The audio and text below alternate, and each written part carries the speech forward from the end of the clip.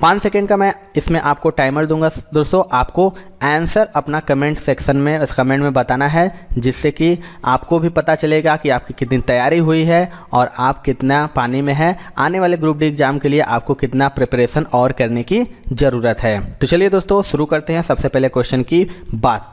तो सबसे पहला क्वेश्चन है दोस्तों, जूल इनमें से किसकी इकाई है? 4 ऑप्शन आपके पास है, इनमें से आपको कमेंट सेक्शन में बताइए। जितने भी लोग, अगर आपको आंसर आ रहा है तो आप कमेंट में बताते चलिए कि जूल जो इनमें से किसकी इकाई है।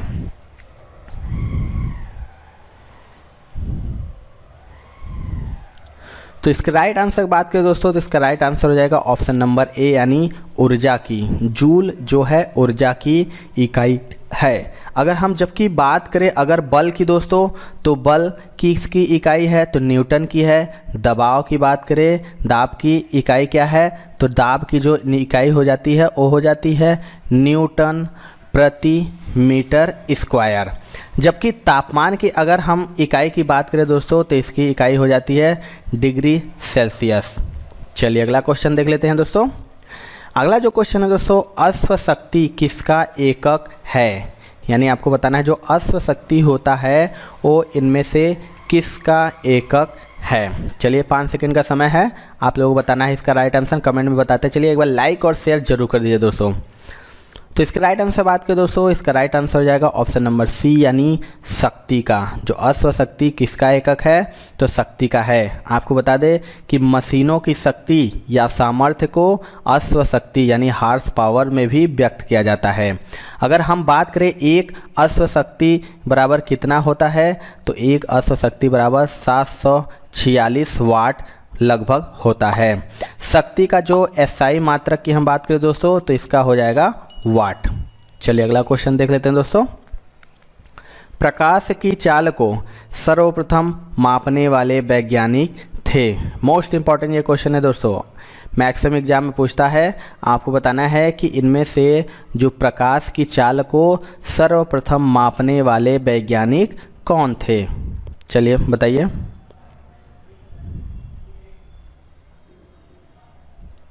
तो इसका राइट आंसर बात करें दोस्तों, तो इसका राइट आंसर हो जाएगा ऑप्शन नंबर ए, यानी रोमर थे। जो प्रकाश की चाल को सर्वप्रथम अगर मापने वाले वैज्ञानिक पूछता है कौन थे, तो वो रोमर थे। रोमर ने दोस्तों कब किया था? तो 17वीं शताब्दी में 17वीं शताब्दी में प्रकाश की चाल को मापा था। इसको भी आप याद रखिएगा, इंपॉर्टेंट पॉइंट मैं इसका हर क्वेश्चन का आपको बताता चलूँगा दोस्तों। तो चलिए अगला क्वेश्चन देख लेते हैं दोस्तों।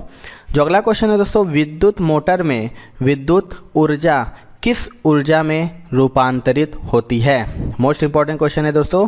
आपको बताना है कि जो विद्युत मोटर में विद्युत ऊर्जा किस ऊर्जा में रूपांतरित होती है।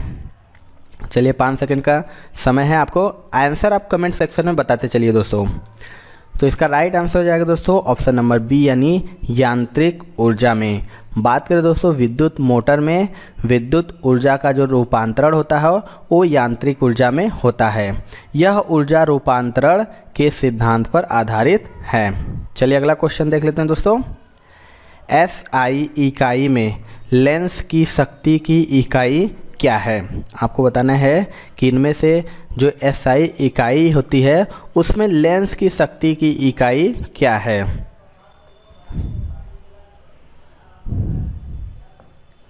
इसके राइट आंसर बात करें दोस्तों, तो इसका राइट आंसर हो जाएगा ऑप्शन नंबर बी, यानी डायोप्टर।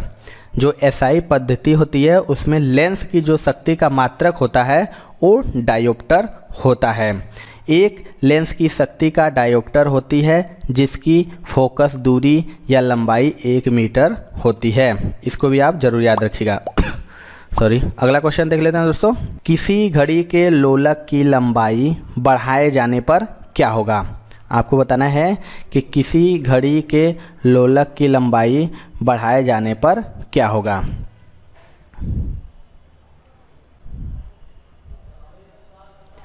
राइट आंसर बात करें दोस्तों, तो इसका राइट आंसर हो जाएगा ऑप्शन नंबर ए, यानी अवधि बढ़ती है व घड़ी पीछे हो जाती है। किसी घड़ी के लोलक की लंबाई बढ़ाए जाने पर उसकी अवधि बढ़ती है, क्योंकि टी जो होता है और अल्फ़ा अंडर रूट एल और घड़ी सुस्त हो जाने के कारण पीछे हो जाती है। चलिए दोस्तों अगला क्वेश्चन देख लेते हैं। सरल लोलक का आवर्तकाल दोगुना हो जाएगा यदि, 4 ऑप्शन है आपके पास, बताना है कि जो सरल लोलक का आवर्तकाल दोगुना हो जाए यदि।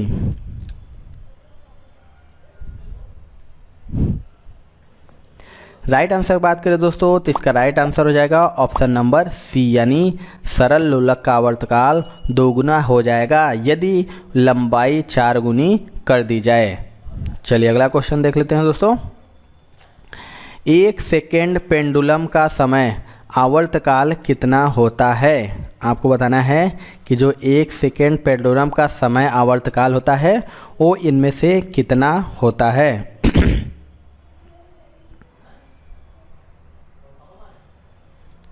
राइट आंसर बात करें दोस्तों तो इसका राइट आंसर हो जाएगा ऑप्शन नंबर डी, यानी इनमें से कोई नहीं।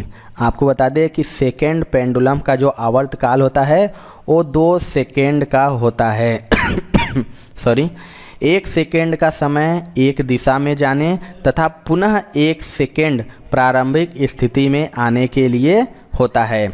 यदि आवर्तकाल कम या ज़्यादा कर दिया जाए तो सेकेंड पेंडुलम वाली घड़ी सही समय नहीं देगी। यानी जो देख लेते हैं घड़ी ऐसे होता है तो 1 सेकेंड लगता है इसे इधर जाने में और वापस इधर से आने में 1 सेकेंड का समय लगता है। यानी जो 1 सेकेंड पेंडुलम का समय आवर्तकाल कितना होता है तो 2 सेकेंड होता है।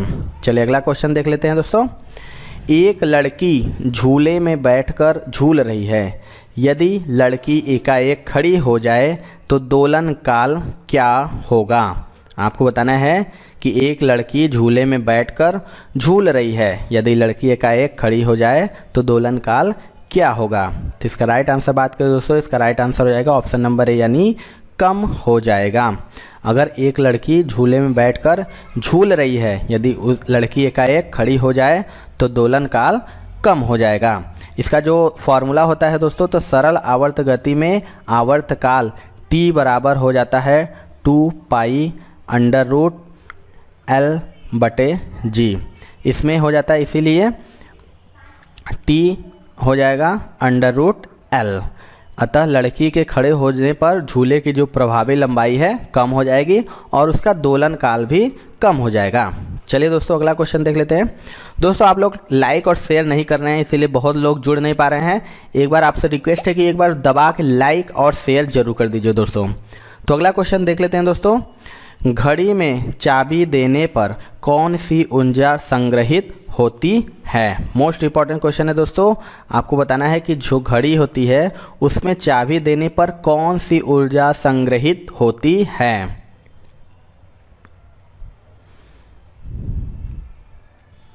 राइट आंसर बात करें दोस्तों तो इसका राइट आंसर हो जाएगा ऑप्शन नंबर सी, यानी जब घड़ी में हम चाबी देते हैं तो उनमें से स्थितिज ऊर्जा संग्रहित होती है।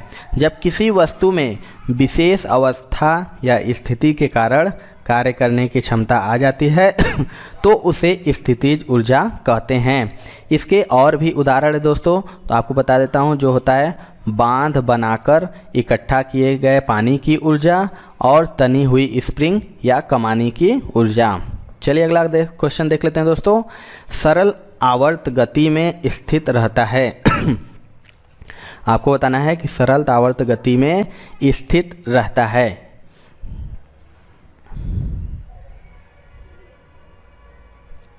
राइट आंसर की बात करें दोस्तों तो इसका राइट आंसर हो जाएगा ऑप्शन नंबर सी, यानी सरल आवर्त गति में क्या स्थित रहता है तो आवर्तकाल। आपको बता दें जो सरल आवर्त गति में वस्तु एक निश्चित बिंदु के दोनों तरफ एक समान रूप से गति करती है, इसीलिए ही इस गति में आवर्तकाल, आवृत्ति तथा आयाम स्थिर रहता है। चलिए अगला क्वेश्चन देख लेते हैं दोस्तों। जब एक कण रैखिक सरल आवर्त गति में रहता है उसके गतिज ऊर्जा अधिकतम होती है। 4 ऑप्शन है आपके पास, इनमें से बताना है कि इसका राइट आंसर क्या होगा। राइट आंसर की बात करें दोस्तों तो इसका राइट आंसर हो जाएगा ऑप्शन नंबर बी, यानी माध्य स्थिति पर। जब कोई कण रैखिक सरल आवर्त गति में रहता है तो माध्य स्थिति पर उसकी गतिज ऊर्जा अधिकतम होती है, जबकि अन्यंत बिंदुओं पर वह शून्य होती है तथा स्थितिज ऊर्जा महत्तम होती है। माध्य स्थिति पर स्थितिज ऊर्जा शून्य हो जाती है। चलिए अगला क्वेश्चन देख लेते हैं दोस्तों। किसी रॉकेट को पृथ्वी से पलायन के लिए न्यूनतम कितनी गति दी जाती है? मोस्ट इम्पॉर्टेंट ये क्वेश्चन है दोस्तों। आपको बताना है कि जो किसी रॉकेट को पृथ्वी से पलायन के लिए न्यूनतम कितनी गति दी जाती है।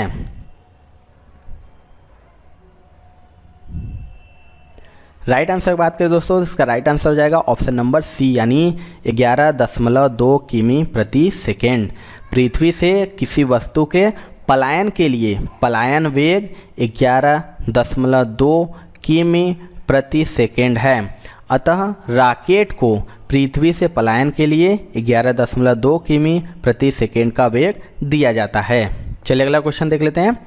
किसी कक्षा से अलग उपग्रहों का छोटा हिस्सा अलग होता है तो क्या होगा? आपको बताना है कि किसी कक्षा से अलग उपग्रहों का जो छोटा हिस्सा होता है वो अलग होता है तो क्या होगा?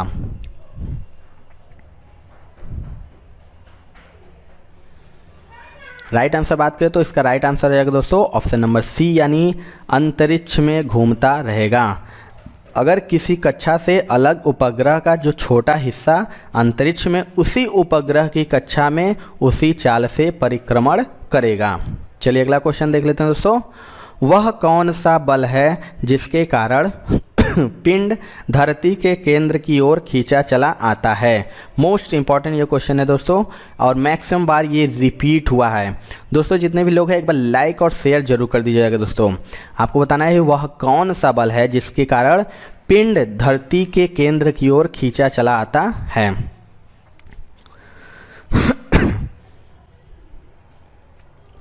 राइट आंसर बात करें दोस्तों, इसका राइट आंसर हो जाएगा ऑप्शन नंबर ए, यानी गुरुत्वाकर्षण यानी ग्रेविटी। गुरुत्वाकर्षण ही बल के अधीन कोई पिंड धरती के केंद्र की ओर खींचा चला आता है।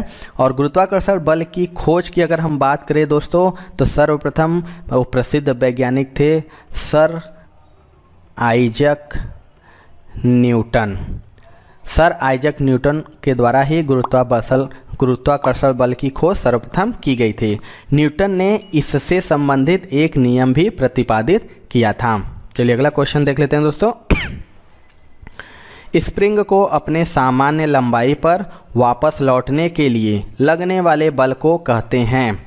आपको बताना है कि जो स्प्रिंग होता है अपने सामान्य लंबाई पर वापस लौटने के लिए लगने वाले बल को क्या कहते हैं? राइट आंसर बात करें दोस्तों, इसका राइट आंसर हो जाएगा ऑप्शन नंबर डी, यानी प्रत्यास्थ प्रत्यानयन बल। स्प्रिंग जो होता है उसको अपनी सामान्य लंबाई पर वापस लौटने के लिए जो लगने वाला बल होता है उसे प्रत्यास्थ प्रत्यानयन बल कहते हैं। किसी वस्तु के पदार्थ का वह गुण है जिसके कारण वस्तु किसी विरूपक बल के द्वारा उत्पन्न आकार अथवा आकृति के परिवर्तन का विरोध करती है, और जैसे ही विरूपक बल हटा लिया जाता है तो वह वस्तु अपनी पूर्व अवस्था को प्राप्त कर लेती है। चलिए दोस्तों अगला क्वेश्चन देख लेते हैं। एक समान समतल आंगन पर सीधी रेखा में एक बक्से को खिसकाने के लिए घर्षण के विपरीत किए गए कार्य की मात्रा अधिकांशतया किस पर निर्भर करती है? आपको बताना है इसका राइट आंसर क्या होगा।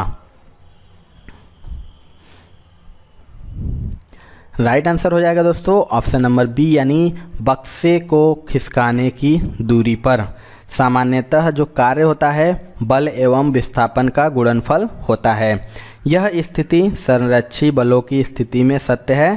असंरक्षी बलों की स्थिति में यह किया गया कार्य वस्तु द्वारा तय किए गए पथ पर निर्भर करता है, न कि विस्थापन पर। चलिए अगला क्वेश्चन देख लेते हैं दोस्तों। यदि किसी चल वस्तु पर लगने वाले सभी बलों का योग शून्य हो तो यह वस्तु, चार ऑप्शन है आपके पास, बताना है कि यदि किसी चल वस्तु पर लगने वाले सभी बलों का योग शून्य हो तो यह वस्तु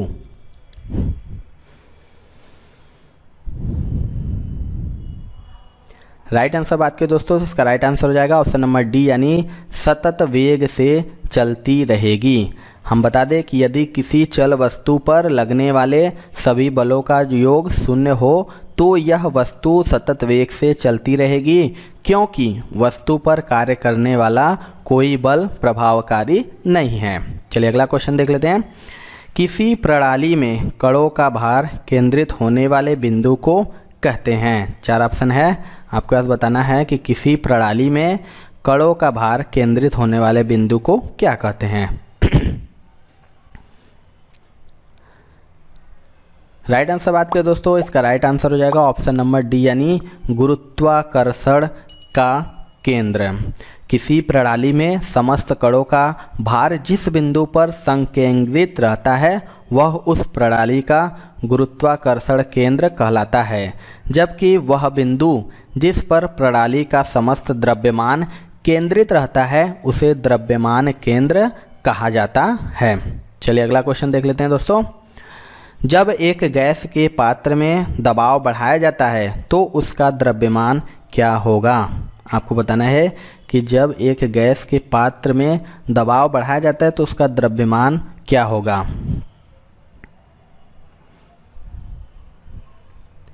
राइट आंसर हो जाएगा दोस्तों ऑप्शन नंबर डी यानी स्थिर रहेगा। यानी किसी द्रव्य का द्रव्यमान स्थान और परिस्थिति सापेक्ष नहीं होता है, वह सदैव अपरिवर्तित रहता है। चलिए अगला क्वेश्चन देखते हैं दोस्तों। पृथ्वी के पृष्ठ से पलायन वेग का मान किलोमीटर में लगभग कितना है। मोस्ट इंपॉर्टेंट ये क्वेश्चन है दोस्तों।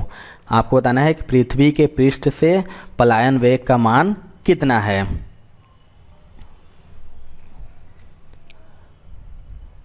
राइट आंसर बात करें दोस्तों इसका राइट आंसर हो जाएगा ऑप्शन नंबर डी यानी 11 किमी। अगर पृथ्वी की सतह से किसी वस्तु का पलायन वेग जो होता है 11.2 किमी प्रति सेकेंड होता है। पलायन वेग की बात करें तो वह न्यूनतम वेग है जिससे किसी पिंड को ऊर्ध्वाधर ऊपर की ओर फेंकने पर वह पृथ्वी के गुरुत्वीय क्षेत्र को पार कर जाता है और पृथ्वी पर कभी नहीं लौटता है। इससे संबंधित एक और क्वेश्चन पूछता है दोस्तों कि पृथ्वी तल से पलायन वेग होता है, तो इसका जो राइट आंसर हो जाएगा ना तो हो जाएगा 11.2 किमी प्रति सेकेंड के पावर -1। चलिए अगला क्वेश्चन देख लेते हैं दोस्तों। निम्नलिखित में से कौन सी कोणीय वेग की सही इकाई है। आपको बताना है कि इनमें से कौन सी कोणीय वेग की सही इकाई है। राइट आंसर बात करें दोस्तों तो इसका राइट आंसर हो जाएगा ऑप्शन नंबर डी यानी रेडियन प्रति सेकेंड। आपको बता दें कि वृत्ताकार पथ पर गति करते हुए किसी पिंड का कोणीय वेग उसके कोणीय विस्थापन तथा समयांतराल के अनुपात के बराबर होता है। चलिए अगला क्वेश्चन देख लेते हैं दोस्तों। एक मैकेनिक एक पीतल के प्लग को एक स्टील की प्लेट जिसके मध्य में एक छेद है में कसकर लगाना चाहता है। इसकी अच्छी पकड़ तब होगी जब। इनमें से 4 ऑप्शन है, आपको पास बताना है कि राइट आंसर क्या होगा।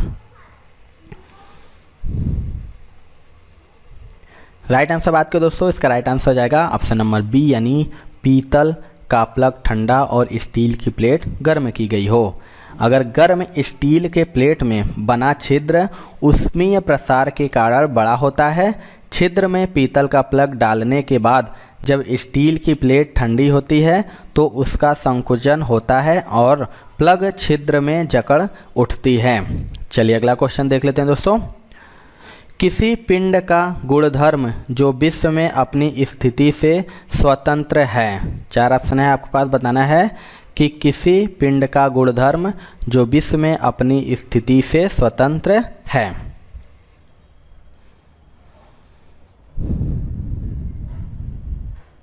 राइट आंसर की बात करें दोस्तों इसका राइट आंसर हो जाएगा ऑप्शन नंबर डी यानी संहति मास। किसी पिंड की जो मास स्थान निक्षेपण होता है, किसी भी स्थान पर उसके मान में कोई परिवर्तन नहीं होता है, जबकि घनत्व, भार और आयतन परिवर्तनीय होते हैं। संहति को ही द्रव्यमान कहते हैं। चलिए अगला क्वेश्चन और लास्ट क्वेश्चन है दोस्तों। क्रायोजेनिक इंजनों का प्रयोग निम्नलिखित में से किसमें होता है? मोस्ट इंपॉर्टेंट क्वेश्चन है ये दोस्तों, आपको बताना है कि जो क्रायोजेनिक इंजन का प्रयोग किसमें होता है।